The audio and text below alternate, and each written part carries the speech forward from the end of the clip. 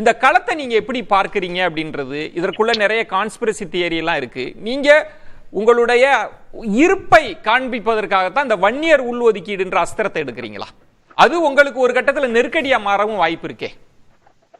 இல்ல, இப்ப இதை பொறுத்தவரை வன்னியர் உள்ளொதுக்கீடை ஏன் நீங்க எடுக்கிறீங்க அப்படின்றதுக்கான காரணம், இப்ப நீங்க திரும்ப திரும்ப சொல்றதை பார்த்தா ஏதோ பாட்டாளி மக்கள் கட்சி வன்னியர்களுக்காக மட்டுமே செயல்படுகின்ற கட்சி, மத்தவங்க யாருக்கும் எதுவும் செய்யாத கட்சி மாதிரி ஒரு தோற்றத்தை திரும்ப திரும்ப செய்வதற்கான முயற்சியாக தான் நீங்க நாங்க பாக்குறோம். ஏன் 10.5 எடுக்கிறீங்க? ஏன் 10.5 எடுக்கிறீங்கன்னா, இதே விக்கிரவாண்டி இடைத்தேர்தலில் தான் தற்பொழுது முதலமைச்சராக இருக்கக்கூடிய திமுகவின் தலைவர் இங்கே அந்த மக்களுக்கு சத்தியம் செய்து ஏமாத்தினார். நாங்கள் ஆட்சிக்கு வந்தவுடன் அவர்களுக்கு 15% இடஒதுக்கீடை கொடுப்பேன் அப்படின்னா இது அப்பட்டமான சாதி அரசியலா இல்லையா? இப்ப அவர்கள் செய்வதெல்லாம் சாதி அரசியல் இல்ல. இதை எதிர்த்து கேள்வி கேட்டா மட்டும் பாட்டாளி மக்கள் கட்சி சாதிய கட்சியாக மாறிடும். இப்படி தொடர்ச்சியாக மக்களை ஏமாற்றுவதற்கான ஒரு வேலைகள் எல்லாம் நாங்கள் வெளிக்கொண்டு வருவதற்கு, வளர்ச்சி பாதையில் இருக்கக்கூடிய இந்த கூட்டணியை அடுத்த கட்டத்துக்கு கொண்டு செல்வதற்கு நாங்கள் ஒரு முயற்சியா தான் இந்த தேர்தல் நாங்க எடுக்கிறோம். இது எல்லாருக்கும் தெரிஞ்ச விஷயம் தான். இப்ப மரியாதைக்குரிய பத்திரிகையாளர் பிரகாஷ் அவர் சொல்லும் போது, இது ஜனநாயக ரீதியாக நடைபெறாது இந்த தேர்தல், ஏற்கனவே 20 லட்சம் ஒரு ஊருக்கு பேசிட்டாங்க அப்படி எல்லாம் சொல்லும் போதே அப்பட்டமாக தெரிகிறது ஆளுங்கட்சி எப்படி எல்லாம் இந்த தேர்தலில் நடந்துப்பாங்கன்னு. அதையெல்லாம் எதிர்கொள்கின்ற ஒரு துணிச்சலோடு திராணியோடு இதையும் சார்ந்து இந்த மக்களை தெளிவுபடுத்த வேண்டும் என்ற ஒரு முன்னெடுப்பாக தான் இந்த இடைத்தேர்தல். நீங்க சொன்னதுல ஒரு சாதி முத்திரையை பாமக மீது சுமத்துவது அப்படின்ற இடத்துக்கு வரீங்க. பாமகவின் பங்களிப்பை தமிழக அரசியல யாரும் மறுத்துவிட முடியாது. ஆனா ஒரு பார்வை என்ன இருக்கு அப்படின்னா, இடைத்தேர்தலே கூடாது, இடைத்தேர்தலை நீங்க வெற்றி பெற்றவர்களுக்கே கொடுத்துருங்க அப்படின்னு நீங்க கொள்கை அளவுல நிலைப்பாடு எடுத்துட்டு, பெண்ணகரம், விக்கிரவாண்டி அங்கு மட்டும் இடைத்தேர்தலை நாங்க போட்டியிடுவோம் அப்படின்னு உங்கள் கொள்கையில மாத்திக்கிறீங்கன்னா அதுக்குள்ள என்ன கணக்கு இருக்குன்னு ஒரு கேள்வி வருது இல்ல? நீங்க எதுக்காக அங்க மட்டும் போட்டி போடுறீங்கன்னு கேள்வி வருது. 2009 தோல்விக்கு பிறகு நாங்க பெண்ணகரம் இடைத்தேர்தலில் போட்டியிட்டோம். அங்க 2வது இடத்துல வந்தோம்.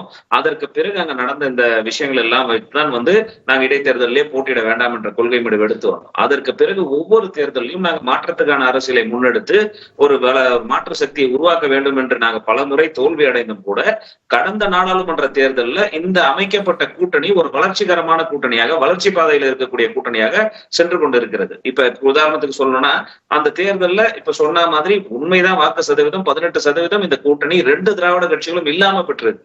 இது இவர்களுக்கு ஓட்டு, ஏசிஎஸ்க்கு போன ஓட்டு, இதுக்கு போன ஓட்டெல்லாம் கணக்கு இல்லை. இந்த கூட்டணி 2 திராவிட கட்சிகளுக்கு இல்லாம ஒரு 18% வாக்குகளை பெற்று இருக்கிறது என்று சொன்னால், அது மாற்றத்திற்கான அரசியலை முன்னெடுத்ததற்கான வரவேற்பை இந்த மக்களிடம் இருக்கு. அப்ப இது அடுத்த கட்டத்திற்கு கொண்டு செல்வதற்கு விக்கிரவாண்டி தொகுதியிலும் பலமாக இருக்கக்கூடிய பாட்டாளி மக்கள் கட்சி, தன்னுடைய செல்வாக்கு இருக்கின்ற பாட்டாளி கட்சி ஏன் அதை வீணடிக்கணும்? அதை அடுத்த கட்டத்திற்கு மக்களுக்கு கொண்டு போவோம். ஒரு மாற்று சக்தியை தமிழ்நாட்டில் உருவாக்குவதற்கு இந்த கூட்டணியை நம்ம கொண்டு போவதற்கான வாய்ப்பையே நம்ம நழுவிடணும் அப்படின்ற ஒரு சிந்தனையின் அடிப்படையில் தான் இந்த விக்கிரவாண்டி இடைத்தேர்தலில் நாங்க மீண்டும் ஒரு மாற்று அரசியலை முன்னெடுப்பதற்கான ஒரு முயற்சியை நாங்க எடுத்துக்கிட்டோம். இல்ல, அதுல உங்களுக்கு இருக்கிற நெருக்கடின்னு நான் உங்களை ஒரு வட்டத்திற்குள் சுருக்க விரும்பல, அது அல்ல என்னுடைய நோக்கம். ஆனா இந்த உள் ஒதுக்கீடு விவகாரத்தை கையில் எடுக்கிறப்ப இருக்கிற 2 சிக்கல், பிற சமூகங்கள் வேறு மாதிரி பார்த்து திமுக அணிக்கு போக வாய்ப்பு இருக்கு. 1. 2வது, இதுல திமுக அணியே ஒருவேளை வெற்றி பெற்றால், ஒருவேளை வெற்றி பெறுகிறார்கள் அப்படின்னா இந்த உள்ஒதுக்கீடு இந்த முழக்கம் டைலூட் ஆயிடும் இல்லையா? இந்த 2 சிக்கலை நீங்க எதிர்கொள்றீங்க இல்லையா அந்த களத்துல? ஒண்ணுமே ஆகாது. இது முன்னெடுப்பு இன்னும் அதுக்கு அடுத்த கட்டத்துக்கு தான் செல்லும். உதாரணத்துக்கு சொல்லணும்னு சொன்னா, நாங்க முன்னெடுக்கல, வன்னியர்களுடைய இடஒதுக்கீடு நாங்க முன்னெடுக்கல, வேற யார் எடுப்பா? வேற யாராவது எடுக்க சொல்லுங்க. இல்ல, அந்த இடம் தான் கேக்குறேன். சொல்லுங்க கணேஷ், நான் பிற சமூகங்களின் வாக்கு அது ஒரு 65% இருக்குல்ல? 100% அவர்களுடைய நம்பிக்கையும் பெறுவதுதான் எங்களுடைய எண்ணம். ஒரு கட்டத்துல புரியும்ல, இவர்களுக்கு மட்டும் போராடுவதில்லை, அனைத்து சமுதாய மக்களுக்கும் போராடுகின்ற கட்சி பாட்டாளி மக்கள் கட்சின்னு எப்ப நாங்க நிரூபிக்க முடியும்? களத்துக்கு சென்று பிரச்சாரத்தை செய்யும் போதுதான் நாங்க அதை நிரூபிக்க முடியும். அப்படி ஒவ்வொரு கட்டத்தில் தொடர்ந்து நீங்க சொல்றீங்க, எங்களை விட இந்த தலித் மக்களுக்கு அதிகமாக செஞ்ச கட்சி எந்த கட்சி சொல்லுங்க? அதிகாரத்திலையும் பதவியிலையும் கொண்டு போய் உட்கார வச்ச கட்சி எந்த கட்சி சொல்லுங்க? ஆனா எங்கள் மீது இன்னைக்கு திட்டமிட்டு இந்த சாயலை பேசி பேசி பேசி பேசி இன்னைக்கு இந்த சாயலை கொண்டு பிறரிடம் இருந்து எங்களை அந்நியப்படுத்துகின்ற வேலைகளை திட்டமோடு செஞ்சாங்கல்ல, அது ஒரு காலத்துல வெளியில வரணுமா வரக்கூடாதா? இந்த அப்பாவி மக்களை, வன்னிய மக்களை இன்னைக்கு அமைச்சர்கள்லாம் பேசுறாங்களே, இன்னைக்கு ஏன் வேற அமைச்சர் யாரும் விக்கிரவாண்டியில பேச மாட்டாங்க? அதிமுக வாக்காளர்கள் வாக்களிக்கல, புறக்கணிச்சுட்டாங்க ஒட்டு மொத்தமான, அது உங்களுக்கு பின்னடைவை தராதா? நாங்க எதுவாக இருந்தாலும் சந்திப்பதற்காக இந்த தேர்தலே வரும். எங்களை நம்பி, எங்க பலத்தை நம்பி அதிமுக 100% எங்களுக்கு வாக்களிப்பார்கள் என்ற நம்பிக்கை இருக்கு புறக்கணித்த பிறகு. ஏன்னு சொன்னா அவங்க ஆட்சியை நாங்க காப்பாத்தி கொடுத்திருக்கிறோம்.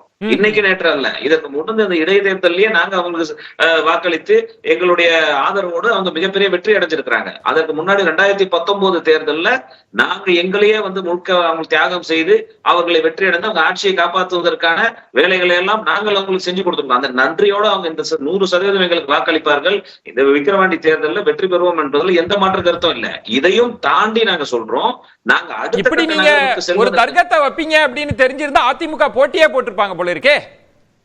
நீங்க 35% அப்படியே புறக்கணிச்ச கட்சிட்ட இருந்து வாங்கலான்னு பாக்குறீங்களே. அதுதானே எதிர்பார்ப்பு. ஒரு அரசியல் என்பது அதுதானே ஒரு கால்குலேஷன். 100% திமுக ஜெயிச்சுக்கிட்டே இருக்குமா? ஒரு கட்டத்தில் திமுக தோற்க வேண்டிய சதவீதம். அப்ப யார் அது மாற்று இடத்துல இருக்கக்கூடிய இடம்? அதிமுக இருக்கணும். அவங்க இல்லாத சூழ்நிலையில இன்னைக்கு பாட்டாளி மக்கள் கட்சி நாங்க நிக்கிறோம். அப்ப அவர்களுடைய ஆதரவு எங்களுக்கு தானே இருக்கும். வேற யாருக்கு செல்வதற்கான வாய்ப்பு இருக்கு? அதுதான் நாங்க இங்க கேட்கிறோம்.